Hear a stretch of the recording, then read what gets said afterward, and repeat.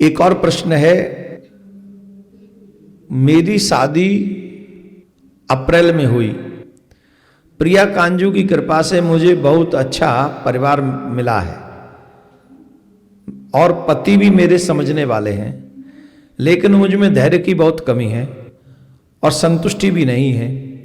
हमेशा दूसरों से कंपेयर करने की भावना बनी रहती है, जिससे मेरा मन अशांत रहता है। विषम परिस्थितियों में आप कितने धैर्यवान हैं, यही आपकी परीक्षा है। जितना गहरा धैर्य आपका होगा, उतने ही जीत के परसेंटेज बढ़ जाएंगे और आप किसी भी छोटी सी घटना में अधैर्यवान हो जाएंगे, धैर्य कर नहीं पाएंगे, तो जीती हुई बाजी भी आप हार जाएंगे। अभी नहीं साउथ अफ्रीका का टेस्ट हुआ, 2-0 से हार गए हम लोग। क्यों? हमारी भारतीय टीम ने किसी ने भी धैर्य नहीं दिखाया।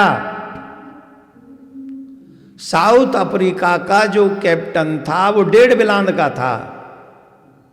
1.5 बिलांद से ज्यादा का नहीं, हो थोड़ा बहुत और 2 बिलांद का होगा। आप देख लो क्या नाम था उसका, ये तो खुद नहीं जानते, मेरा ही ज्यादा ध्यान क्रिकेट में रहता। बबुआ ममुआ ऐसे करके नाम था उसका कुछ, 1.5 बिलांद का। और सबसे ज्यादा विषम परिस्थितियों ने उसने धैर्य दिखाया। जहां कोई टिक नहीं पा रहा था पिच पे, वो 50 बना के चला गया, और 50 बना के चला गया, वो मैच जीत गया साउथ अफ्रीका। इन सब पे मिलके 123 रन नहीं बने, सब पे। ये जितने ऊपर ने कहा है कि हम धुरंधर हैं, ये आए कहो गिल विल सिल, सब उठाए के चलते बने अपने पत्थर ने, कुछ नहीं कर पाए। क्यों? धैर्य नहीं दिखाया। और उन्होंने बाहर से आके धैर्य दिखाया। स्पिन पिच इंडिया की मानी जाती है मशहूर, कि इंडिया के बल्लेबाज स्पिन खेलते हैं बाहर। आज ऐसे समझो नचा रहे थे इनको, वहां के स्पिनर इनको नचा रहे थे। धैर्य नहीं था। आपको किसी भी लड़ाई को लड़ने के लिए धैर्य की आवश्यकता पड़ती है। आपको धैर्यवान होना ही पड़ेगा, आप अधैर्यवान नहीं हो सकते। तो जैसे साउथ अफ्रीका ने धैर्य रखकर इंडिया में आके 2-0 से जीत लिया, वैसे ही आप भी धैर्यवान होंगे तो आप भी अपनी हर कठिन परिस्थिति को जीत लेंगे। साउथ अफ्रीका का मतलब मैं थोड़ा क्रिकेट का आप लोगों को बता दिया, अदरवाइज हमारे धर्म में धैर्य का बहुत महत्व है। हमेशा जो दूसरों से कंपेयर करने की भावना है, ये उचित नहीं है, अनुचित है। एक बात समझ लीजिए, कोई भी व्यक्ति एक दूसरे के बराबर नहीं है। सबकी कार्य क्षमता अलग अलग है, सबका प्रारब्ध भी अलग अलग है। सबको भगवान ने अलग अलग कार्य के लिए बनाया है। आपके घर में 4 आदमी होंगे, चारों की कार्य क्षमता एक जैसी नहीं होगी, सब अलग अलग क्षमता वाले लोग होंगे। सबकी जो कार्य क्षमता है वो अलग अलग है, उनकी जो व्यवस्था है वो अलग अलग है। तो सबसे पहले आपको दूसरों से कंपेयर करने की बजाय अपनी क्षमता बढ़ानी चाहिए। जब आप अपनी क्षमता बढ़ा लेंगे, कार्य करने की क्षमता बढ़ाएंगे, आप अपने काम को आगे बढ़ाने का प्रयास करेंगे, तो लोग आपको कंपेयर करेंगे कि हमें इन जैसा होना है। आपको कंपेयर नहीं करना पड़ेगा। लेकिन अभी जो आपकी बुद्धि है वो इसमें लगी हुई है कि मैं उन जैसा हो जाऊं, वो ठीक नहीं, बिल्कुल भी ठीक नहीं। अपने धैर्य को बढ़ाना होगा। स्कंद पुराण में धैर्य कैसे बढ़ाया जाए, इस विषय में कहा गया है। स्कंद पुराण में भगवान विष्णु कहते हैं, धैर्यम परमम धनम। जो धैर्य है वो परम धन है, धन नहीं है, वो परम धन है। इसीलिए पहला जब 4 चीजों की धर्म की परीक्षा होती है, तो 4 चीजों में से सबसे पहली परीक्षा है धीरज, धर्म, मित्र और नारी। हड़बड़ी में उठाया हुआ कोई भी स्टेप, हड़बड़ी में उठाया हुआ कोई कदम आपको कष्ट पहुंचाएगा, आपको हरा देगा, जीती हुई बाजी हरा देगा आपको। तो भगवान विष्णु ने कहा है कि धैर्य सबसे बड़ा धन है। तो इसको और बढ़ाने के लिए क्या करना चाहिए? इसको बढ़ाने के लिए ओम नमो नारायण इसके 108 बार मंत्र जाप करना चाहिए। जप करते समय मन को शांति की अनुभूति होनी चाहिए, होगी ही। विष्णु भगवान का स्मरण धैर्य के को बढ़ाने वाला होता है।